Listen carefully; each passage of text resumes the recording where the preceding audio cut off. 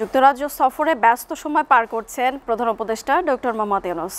London পৌঁছে বিমান প্রস্তুতকারক সংস্থা এয়ারবাস সহ কয়েকটি ব্যবসায়ী প্রতিষ্ঠানের পাশাপাশি বাংলাদেশ বিষয়ক অল পার্টি পার্লামেন্টারি গ্রুপের সাথে বৈঠক করেন তিনি। এছাড়া প্রধান উপদেষ্টার সঙ্গে দেখা করেন কমনওয়েলথের secretary general Shirley Botchwey. Press secretary Shafiqul Alam জানান, রোহিঙ্গা ইস্যু দেশের রাজনৈতিক পরিস্থিতি নিয়ে আলোচনা হয়েছে। আশিকুল আলমের প্রতিবেদন। ওয়ালটন আবারও মিলিয়নিয়ার অফারে ওয়ালটন ফ্রিজ কিনে আপনিও হয়ে যেতে পারেন মিলিয়নিয়ার। 4 দিনের রাষ্ট্রীয় সফরে যুক্তরাজ্যে আছেন প্রধান উপদেষ্টা ডক্টর মোহাম্মদ ইউনূস। গেল মঙ্গলবার অল পার্লামেন্টারি গ্রুপের সঙ্গে বৈঠক করেন ডক্টর ইউনূস। বৈঠকে নেতৃত্ব দেন বাংলাদেশি বংশোদ্ভূত ব্রিটিশ এমপি আফসানা বেগম। বৈঠকে উঠে আসে দেশের রাজনৈতিক পরিস্থিতি ও সরকারের 10 মাসের অর্জনের বিষয়। প্রধান উপদেষ্টার সঙ্গে দেখা করেন কমনওয়েলথের সেক্রেটারি জেনারেল শার্লি বোচোয়ে।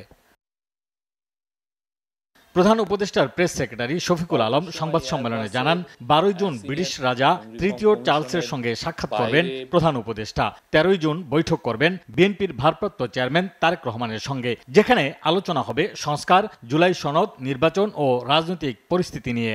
তারেক রহমানের সাথে বৈঠক হচ্ছে 13 তারিখ সকালে। ওইটা মিটিংটার কোনো ফরম্যাট নাই, বাট আমরা যেহেতু তারেক রহমান হচ্ছে বাংলাদেশের এখন বিগেস্ট পলিটিক্যাল পার্টির উনি লিডার, আর প্রফেসর ইউনূস ইন্টারিম গভর্নমেন্টের প্রধান, তো ওনাদের মতো করে বসবেন, আলাপ হবে।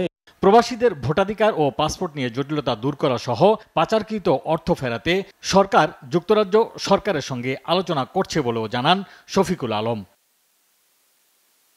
Ashikul Alam, SA TV, Dhaka.